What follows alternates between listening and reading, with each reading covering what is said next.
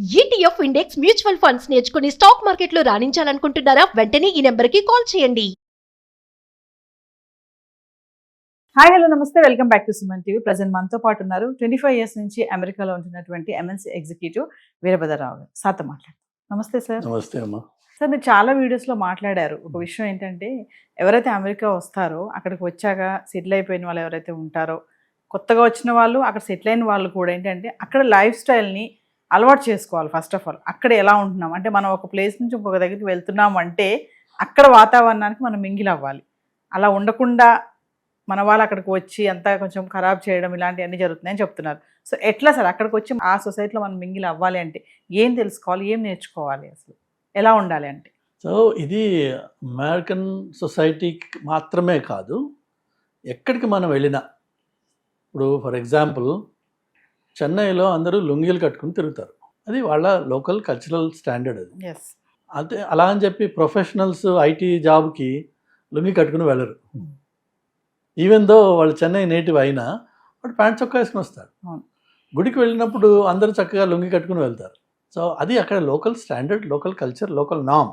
In fact టెంపుల్స్కి వెళ్ళినప్పుడు మీరు ఆ లుంగిలో ఉంటేనే మీకు ఎంట్రీ ఉంది, ప్యాంట్తో లేదు ఎంట్రీ. మీకు తిరుపతిలో కూడా పంచ కట్టుకున్నా లుంగి కట్టుకున్నా రమ్మంటున్నారు, లేకపోతే కుర్తా పైజమా, ఎందుకంటే నార్త్ ఇండియన్స్ వస్తారు కాబట్టి. అలాగా మనము మన దేశంలోనే పక్క ఊర్లోకో ఒక గుడికో ఇంకొక ఇళ్ళకో వెళ్ళినప్పుడు వాళ్ళ పద్ధతులను ఎలా మనం ఫాలో చేస్తున్నామో, అమెరికా లాంటి వేరే దేశాలకు వెళ్ళినప్పుడు వెస్ట్రన్ కంట్రీస్కి మనం ఎందుకు మార్చుకోం? ఫర్ ఎగ్జాంపుల్ అమెరికాలో ఎవ్వరు మీకు 95% పైన, ప్రాబ్లీ 1 or 2% ఎవరైనా ఎక్సెప్షన్గా ఉండొచ్చు, మీకు ఎవరు చెప్పులు వేసుకుని తిరగారు. అక్కడ సమ్మర్లో ప్రాబబ్లీ బీచ్కి వెళ్ళేటప్పుడు క్యాజువల్గా కిందకి అంటే ఇంట్లోంచి బయటకు వెళ్ళినప్పుడు చెప్పులు వేసుకోవచ్చు తప్ప జనరల్గా అక్కడ ఎవరు చెప్పులు వేసుకోరు. అంటే మీ కాలి గోరు వేరే వాళ్ళకి కనిపించదు. మనకి ఇండియాలో చెప్పులు ఇస్ కామన్, షూ ఎప్పుడైనా. అందుకనే మన కాళ్ళు కూడా అంత ఈవెన్గా ఉండవు, ఎందుకంటే అది కట్టి ఉండదు కదా చిన్నప్పటి నుంచి. కానీ కాన్వెంట్కి వెళ్ళిన పిల్లలు ఉంటారు కదా, వాళ్ళు కాన్వెంట్స్లో మొదటి నుంచి షూ వేసుకుంటారు కాబట్టి వాళ్ళ కాలు చక్కగా పొందిగ్గా ఉంటుంది. సో సింపుల్ ఎగ్జాంపుల్, మనము అక్కడ ఉన్నవాళ్ళు చాలాసార్లు వాళ్ళ పేరెంట్స్ని అమెరికాకి పిలుస్తారు అనుకుందాం. అమ్మ నాన్న ఏ పల్లెటూరు నుంచో వస్తున్నారు, ఆయన జీవితంలో ఎప్పుడూ షూ వేసుకోవాలా, చెప్పులే వేసుకు తిరుగుతారు. ఇప్పుడు ఇమాజిన్ దిస్, చెప్పులు వేసుకుని నాన్ననో అమ్మనో ఇంకొకరినో అమెరికాకి పిలుస్తున్నప్పుడు ఏమవుతుందంటే వాళ్ళని వింత జంతువులాగా అక్కడ లోకల్ వాళ్ళు మీరు బయటకు వెళ్ళినప్పుడు చూస్తూ ఉంటారు. ఏం చేస్తున్నాం మనం అంటే, మన తల్లిదండ్రుల్ని అమెరికాకి పిలిచి వాళ్ళకి అమెరికా చూపిద్దామనే మంచి ఉద్దేశంతో వాళ్ళని మీరు వింత జంతువుల్ని చేస్తున్నారు. కొంతమంది అక్కడ వాల్మార్ట్లో ఈ పెద్దవాళ్ళు వచ్చిన వాళ్ళు లుంగి కట్టుకుని, లేదంటే లుంగి పైకని వాల్మార్ట్కి వెళ్ళిపోతారు. అక్కడ లోకల్ వాళ్ళు చేసే బూతు పనులు వేరే ఉన్నాయి, అది మనం దాని గురించి మనం కమెంట్ చేయొద్దు. మనని మనం చూసుకుందాం. అమ్మలు వస్తారు పెద్దవాళ్ళు, చీరలు కట్టుకుంటారు, okay, that is an acceptable thing. వాళ్ళు అప్పుడు కూడా వీళ్ళు వెనక్కి తిరిగి అబ్జర్వ్ చేస్తూ ఉంటారు వాళ్ళు. అది ఒక ఇంటిగ్రేషన్ పాయింట్. రెండోది వచ్చేసి ప్రొఫెషనల్స్ వస్తారు కదా, లేక వాళ్ళ హౌస్ వైఫ్స్. ప్రొఫెషనల్స్లో ఏంటంటే ఇప్పుడు మనం మెయిన్గా అర్థం చేసుకోవాల్సిన విషయం, who is a professional, what is consultant. ఇండియాలో ఈ గత 25 ఏళ్ళుగా ఐటీ వరల్డ్ వచ్చిన తర్వాత అందరూ ఆమె ఐటీ కన్సల్టెంట్ అంటారు. అంటే ఏంటి అర్థం? అంతకుముందు మన జనరేషన్ అంతా ఉద్యోగాలు 9 నుంచి 5, పొద్దున టిఫిన్ క్యారియర్ కట్టుకుని వెళ్తే మళ్ళీ సాయంత్రం ఇంటికి రావడం, అదే తెలుసు మనకి. ఉద్యోగం అనేది తెలుసు. ఉద్యోగంలో ఎప్పుడు కూడా బాస్ ఇస్ రైట్, లేదంటే కొన్ని డిపార్ట్మెంట్స్లో కొన్ని ఎగ్జామ్స్ ఉంటాయి, పీరియాడిక్గా 3 ఏళ్ళు సర్వీస్ అయిన తర్వాత ఆ ఎగ్జామ్ రాస్తే నీకు ప్రమోషన్ వస్తుంది. అంతే తప్ప వాళ్ళకి వేరే దారి లేదు. అది ఏమంటారు అంటే టాటాయిస్ లాగా మెల్లిమెల్లిగా వెళ్తూ ఉంటుంది, తాబేలు. అంతే తప్ప అది ఏదో డియర్ లాగా పరిగెత్తి వెళ్ళే అవకాశం లేదు అందులో. కానీ ఐటీ వరల్డ్ వచ్చిన తర్వాత స్ట్రక్చర్ లేదు మీకు, everything is a flat organisation. Boss subordinate అనేది లేదు, we're all teams, we work together. ఒక్కొక్కడికి ఒక్కొక్క హ్యాట్ వేర్ చేస్తారు. మరి ఇందులో కన్సల్టెంట్ అంటే అర్థం ఏంటి? ఒక విధంగా చెప్పాలంటే మీకు ఇండియాలో కానీ అమెరికాలో కానీ ఇండియన్ సొసైటీలో ఈ ఐటీ ఉద్యోగాలు వచ్చిన తర్వాత వర్క్ లైఫ్ బ్యాలెన్స్ మొత్తం చెడిపోయి ఎంతోమంది పెళ్ళైన వాళ్ళు డివోర్స్లు అవుతున్నాయి. అంతకుముందు rate probably 10-20%, maybe less than 10% ఉంటే ఇప్పుడు మనం వీఆర్ టచింగ్ ఆల్మోస్ట్ 50%. అయితే డివోర్స్, లేకపోతే వాడికి ఏదో బ్లూ డబ్బాలు కొన్నారంటే మీకు తెలిసి బాడీ దొరకదు. అయితే ఎందుకు జరుగుతుంది ఈ విషయం అంటే, కన్సల్టెంట్ అంటే ఎవరంటే, మీరు ఒక డాక్టర్కి వెళ్ళారనుకుందాం. Doctor is a specialist with a certain skill. ఆయన స్కిల్ కోసం మీరు ఆయన్ని ఎంగేజ్ చేస్తున్నారు. He will consult on your problem. So మీ ప్రాబ్లమ్ని ఆయన అనలైజ్ చేసి, అమ్మా ఇది జరిగింది కాబట్టి ఇవి రిపర్కషన్స్, అండ్ నువ్వు దీనికోసం ఈ మెడిసిన్స్ వేసుకుంటే నీకు ఈ రిలీఫ్ వస్తుంది, ముందు ఇది ట్రై చేద్దాం, తర్వాత ఇంకోటి ఏవో ఆల్టర్నేట్స్ ఉంటాయి. So consultant is an expert in a specific field that can solve a particular problem. That is what consultant is all about. మనకు వచ్చిన ప్రాబ్లం ఏంటంటే, కాలేజీకి వెళ్ళి డిగ్రీ చేసి మాస్టర్సో ఇంజనీరింగో అయిపోయిన తర్వాత ఉద్యోగం అన్నది ఒకటి సంపాదిస్తున్నాం. Of course title is consultant, కానీ ఈ కాలేజ్ నుంచి వచ్చిన పిల్లలకి ఏమీ రాదు. ఎందుకంటే కాలేజీలో చెప్పే చదువుతోటి మీకు ఉద్యోగాలు రావు. అందుకనే పాపం నారాయణమూర్తి గారు ఆ మధ్యన ప్రతి వాళ్ళు 70 గంటలు వర్క్ చేయాలంటే ఆయన మీద అందరూ మన్ను పోశారు. ఎందుకన్నాడంటే ఆయన, నువ్వు 40 గంటలు నీ ఆఫీస్కి నీ ఎంప్లాయ్మెంట్కి వర్క్ చేసి 40-45 మిగిలిన 30 గంటలు నీ సొంతం మీద నువ్వు ఇన్వెస్ట్ చేయి, ఎందుకంటే నీకేం రాదు కదా. అది ఆ మిగిలిన సబ్ టెక్స్ట్ అంతా తీసేసి ఆయన మీద మన్ను పోశారు. ప్రాబ్లం అక్కడ ఏంటంటే, మనము కన్సల్టెంట్గా ఒక ఎక్స్పర్ట్గా ఒక దగ్గరికి వెళ్ళాల్సిన చోట నాకు ఆ ఎక్స్పర్టీజే లేదు. ఫస్ట్ ఆఫ్ ఆల్ నేను ఎలా కన్సల్టెంట్ అవుతాను? ఒకటి ఎత్తు. ఇంకొకటి ఇంపార్టెంట్ పార్ట్ ఏంటంటే, ఈ కన్సల్టెంట్గా ఉన్నవాడికి వచ్చే తెలివి ఏంటంటే, నన్ను ఎవరన్నా ఒక ప్రాబ్లం ఇచ్చి ఇది ఎలా సాల్వ్ చేస్తాం అంటే దానికి ఎంత ఎఫర్ట్ అవుతుంది, దీనికి సొల్యూషన్ ఏంటి అన్నది ముందు ఒక అవుట్లైన్ వేసుకుంటాం. ఫర్ ఎగ్జాంపుల్, మీ ఇంట్లో వచ్చి పనిచేసే ఒక అమ్మాయి ఉందనుకోండి, 4 ఉన్న ఫ్యామిలీకి మీరు ఒక మెయిడ్ని ఎంగేజ్ చేసినట్టయితే maybe you pay 2000 rupees to her per month. ఆ అమ్మాయికి తెలుసు వీళ్ళ ఇంట్లో 4 ఉంటారు కాబట్టి నేను ఆ ఇంటికి వెళ్తే ఒక గంట పని ఉంటుంది, నా గంట పనికి నాకు నెలకి 2000 వస్తున్నాయి. ఇలాంటి 5 ఇళ్ళు చేసుకుంటే నాకు 10,000 వస్తాయి. ఇప్పుడు మార్కెట్లో ఇంకా అంతకంటే ఎక్కువ సంపాదిస్తున్నారు, కానీ జస్ట్ అన్ ఎగ్జాంపుల్. అదే మీ ఇంటికి ఏదైనా ఒక ఫంక్షన్ ఉండి ఒక 5 చుట్టాలు వచ్చారనుకోండి, ఇమ్మీడియట్గా అమ్మాయి చెప్తుంది, అమ్మా మామూలుగా మీరు 4 ఉండేవాళ్ళు ఉన్నట్టు నా వర్క్ డబుల్ అయింది, ఇప్పుడు గంట కాదు 2 గంటలో 2.5 గంటలో పడుతుంది, ఈ వారానికి నువ్వు నాకు ఎక్స్ట్రా ఇవ్వాలి. దాన్ని ఎస్టిమేషన్ అంటారు. మనం ఈ పిల్లలు ఎవరైతే కాలేజ్ నుంచి ఐటీ ఉద్యోగాలు సంపాదించి ఐటీ కన్సల్టెంట్స్ అవుతున్నారో వీళ్ళెవ్వరికీ ఆ ఎస్టిమేషన్ అంటే ఏంటో ఈ గంటది కూడా తెలియదు. వాళ్ళకి తెలియక ఉద్యోగం సంపాదించాం, బాస్ ఏదో వర్క్ ఇచ్చాడు, ఆ ఇచ్చిన వర్క్ ఒక రోజులో అయ్యేదా, ఒక వారంలో అయ్యేదా, ఒక నెలలో అయ్యేదా నాకు తెలియదు ఆ విషయం. ఆయన రన్ అన్నాడు, నేను రన్ చేస్తున్నాను. ఫర్ ఆల్ యూ నో ఆ రన్నింగ్ నేను ఆపోజిట్ డైరెక్షన్లో వెళ్తున్నానేమో. దానివల్ల జరిగేది ఏంటంటే ప్రెషర్స్. ఒక వర్క్ ఒక టైం ఉండదు, ఇవాళ ఏదో ఒకటి చేసేయాలి, నాకేం రాదు ముందు, ఏదో ఒకటి చేసేయాలి, ఎవరిని అడగాలి, వెళ్ళి వాడు కూడా బిజీగా ఉంటాడు. సో నాకు గైడెన్స్ ఉండదు. ఏంటంటే ఆన్లైన్లోకి వెళ్ళి సెర్చ్ చేసుకుని కాపీ పేస్ట్లు చేసి ఆ చేసిన కాపీ పేస్ట్ కరెక్టా కాదా తెలియదు నాకు. ఇంతలో ప్రాజెక్ట్ అయిపోయే టైం వస్తుంది, వీళ్ళు ఇంకా అర్ధరాత్రులు అపరాత్రులు అక్కడే కూర్చుని ఉంటారు, వీళ్ళకి ఇంటికి వచ్చే లైఫ్ ఉండదు. దానివల్ల క్వాలిటీ ఆఫ్ లైఫ్ చెడిపోతుంది. మీకు ఆ సింపుల్ స్టెప్స్ తెలిసినట్టయితే, ఎస్టిమేషన్ అనే మాట తెలిసింది అనుకోండి, ఒక ప్రోగ్రామ్ ఇది ఈ పర్టికులర్ ప్రాజెక్ట్లో ఈ ఫంక్షన్ ఇది అన్నాడు అనుకోండి, ఇమ్మీడియట్గా మీరు దానికి కావాల్సిన అవుట్లైన్ ఏంటి వేసుకుని, ఈ అవుట్లైన్, ఈ కంప్లెక్సిటీ, ఈ డొమైన్, ఈ డేటాబేస్, ఈ front end, whatever they may be components, దీనికి నాకు 6 months పడుతుంది. ఆ 6 months కూడా ఏంటి, డిజైన్, అనాలిసిస్, హై లెవెల్, లో లెవెల్, టెస్టింగ్, క్యూఏ ఇవన్నీ ఉన్నాయి. వేసుకుని నన్ను నేను చెప్పుకుంటా, బాబు ఇది 6 నెలలు పడుతుందా, నెల రోజులు పడుతుందా, వారం రోజులు పడుతుందా, దానికి అకార్డింగ్గా నా క్యాలెండర్ నేను మెయింటైన్ చేసుకోవాలి, మేనేజ్ చేసుకోవాలి. నేను మేనేజర్కి నేను ఎక్స్పెక్టేషన్ సెట్ చేసి దాన్ని ఆయనకి ఫుల్ఫిల్ చేయాలి. ఈ విషయం ఏవి వీళ్ళు నేర్చుకోకుండా ఒక ఉద్యోగంలో పడేటప్పటికి వాళ్ళకి తెలియని విషయం ఏంటంటే, వాళ్ళు ఎటు పోతున్నారో అగమ్య గోచరమైన లైఫ్. కానీ జీతాలు మాత్రం వస్తున్నాయి. ఐటీ కన్సల్టెంట్ అనే టైటిల్ ఉంది, బట్ వీళ్ళకి వర్క్ ఏంటి తెలియదు, దాన్ని మేనేజ్ ఎలా చేయాలో తెలియదు. ఆన్ టాప్ ఆఫ్ ఇట్ మన ఇండియన్ సొసైటీలో కొంత టాప్ డౌన్ హైరార్కికల్ ప్రెషర్స్ ఉంటాయి.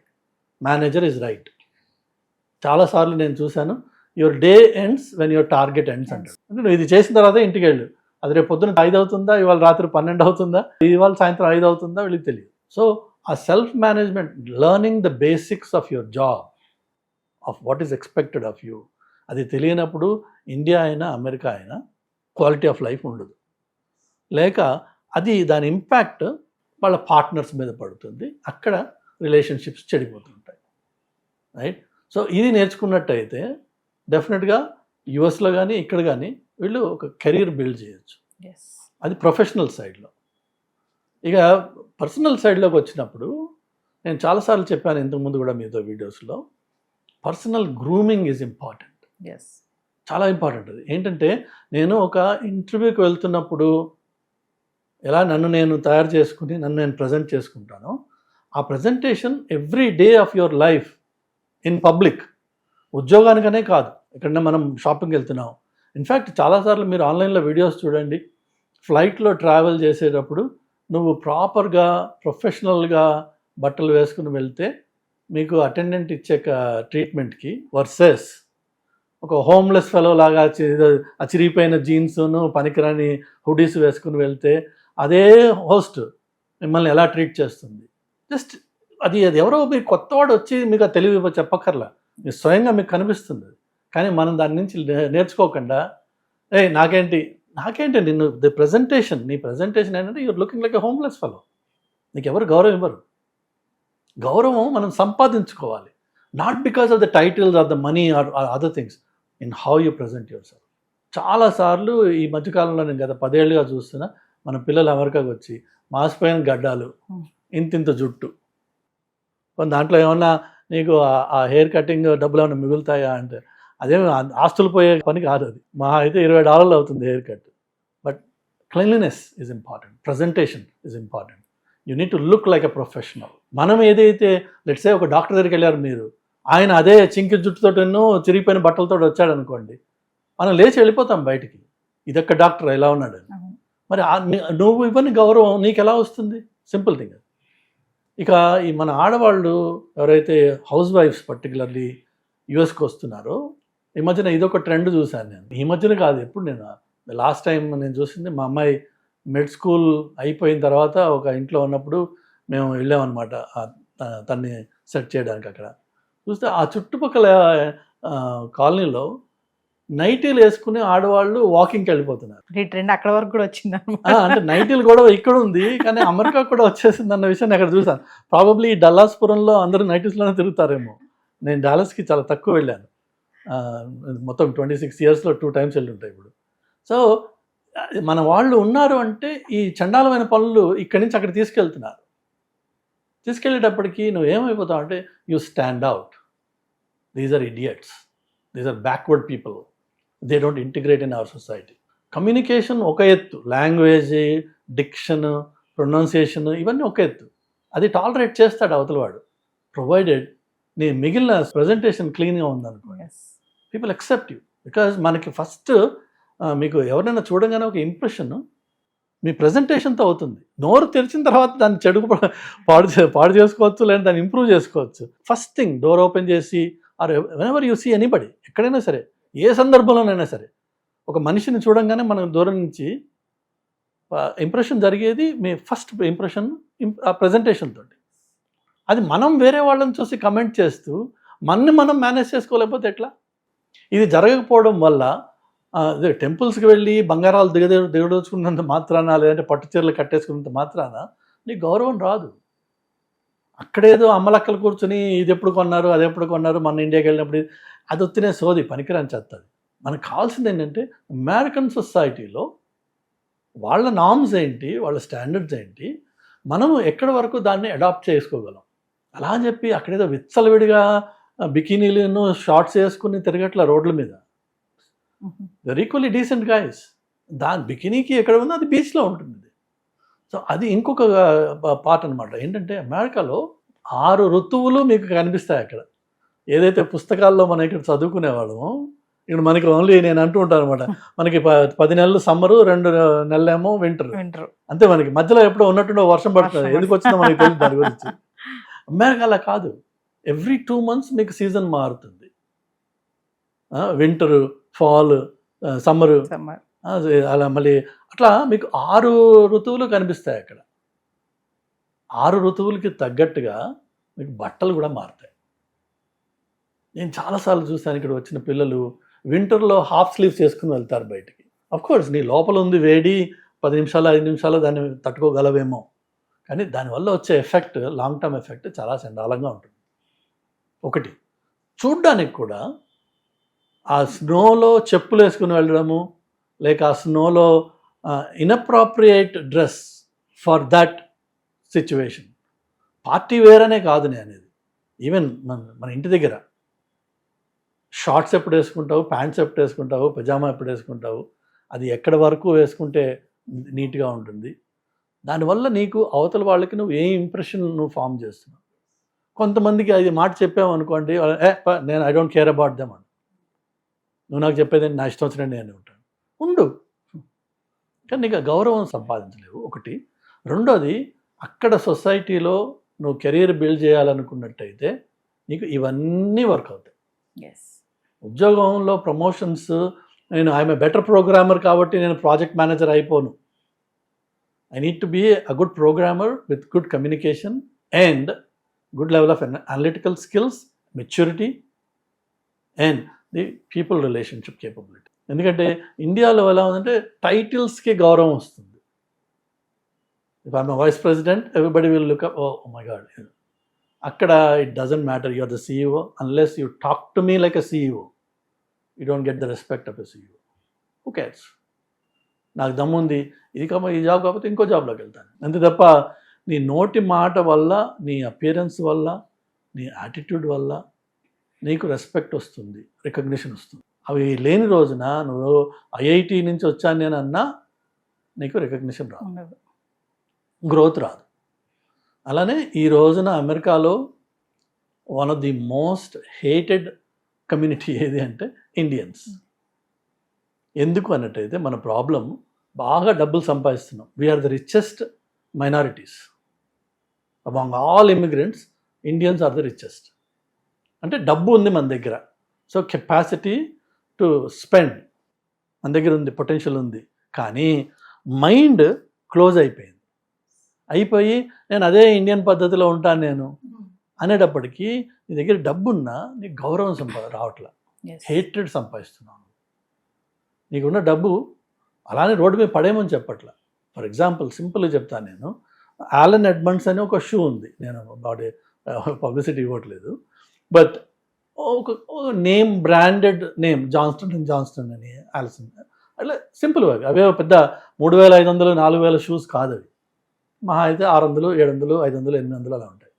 కానీ అది లైఫ్ టైం వారంటీ ఉండే షూ. అది మీరు ఒకసారి ఆ షూ కొన్నారనుకోండి, ఒకసారి దాని సోల్ పోయింది, మళ్ళీ పంపిస్తే వాడు రీసోల్ చేసి పంపిస్తాడు, $100 ఎంతో, లైఫ్ ఎక్స్టెండెడ్ అగైన్. అది వేసుకుని వెళ్తే మీకు వచ్చే రికగ్నిషన్ కానీ మీ అపియరెన్స్ కానీ వర్సెస్ అక్కడ వాల్మార్ట్లోను, కోల్స్ అని ఇంకొక చిన్న స్టోర్స్ ఉంటాయి, వాటిల్లో కొన్న షూ వేసుకుని నువ్వు వెళ్తే నీకు స్వతహాగా నువ్వు అద్దంలో చూసుకుంటే నీ ఇంప్రెషన్ కానీ అవతల వాళ్ళు నీకు ఇచ్చే రెస్పెక్ట్ కానీ జమీన్ ఆస్మాన్ ఫరక్. సో ఇవన్నీ opportunities to learn, observe others and learn from them. అలా అని చెప్పి నువ్వు $1000 పెట్టి షూ కొనాల్సిన అవసరం లేదు. ద సేమ్ థింగ్ మీకు ఏదో దీంట్లో అవుట్లెట్ స్టోర్స్ అని ఉంటాయి, $800 షూ ప్రాబ్లీ 600కో 400కో దొరుకుతుంది, అది కొను. $40కి చూడు. ఎందుకు చెప్తున్నానంటే ఫైనల్గా కంక్లూజన్లో, అమెరికాలో చాలామంది హిస్పానిక్ పిల్లలు అన్ఎడ్యుకేటెడ్, వాడికి స్పానిష్ తప్ప వేరే ఏ భాష రాదు, రూపాయలు లెక్క పెట్టడం కూడా రాదు చాలామందికి. వాళ్ళు చాలామంది అలవాటు ఏంటంటే నోట్లు కట్టిన ఇట్లా రౌండ్గా తిప్పుతారు, రౌండ్గా ఉంటే దానికి రబ్బర్ బ్యాండ్ వేసి ఉంటుంది, అంతే, వాడు అదే జేబులో పెట్టి తిరుగుతాడు. వాళ్ళ క్రెడిట్ కార్డ్స్ ఉండవు వాళ్ళకి, ఇక్కడ ఇల్లీగల్స్. వాళ్ళు ఒక డిపార్ట్మెంటల్ స్టోర్కి వెళ్తే క్లియరెన్స్ అని పనికిరాని చెత్త వైపు వెళ్ళరు వాళ్ళు. అసలు ఏది డే లేబర్ నేను చెప్పేది, వాళ్ళు అటు వెళ్ళరు.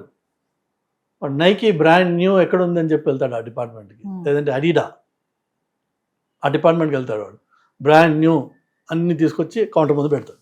పెట్టి ఈ కట్ట తీసి ఆమెకి ఇస్తాడు క్యాషియర్కి, నువ్వే లెక్క పెట్టుకో, ఇది ఎంత అయింది నువ్వే తీసుకో, ఆ మిగిలిన నాకు ఇచ్చా. అదే స్టోర్లో పక్క కౌంటర్లో ఇండియన్ ఫ్యామిలీతో పాటు వెళ్ళి $5, $3, $10కి క్లియరెన్స్లో ఉండే వస్తువు తీసుకుని వచ్చి వీడు గర్వంగా కౌంటర్లో నిలబడి వాడిని తక్కువ చూపు చూస్తుంటాడు. సిగ్గుచేటు. We need to learn, we need to grow. అది అసలు. Thank you sir.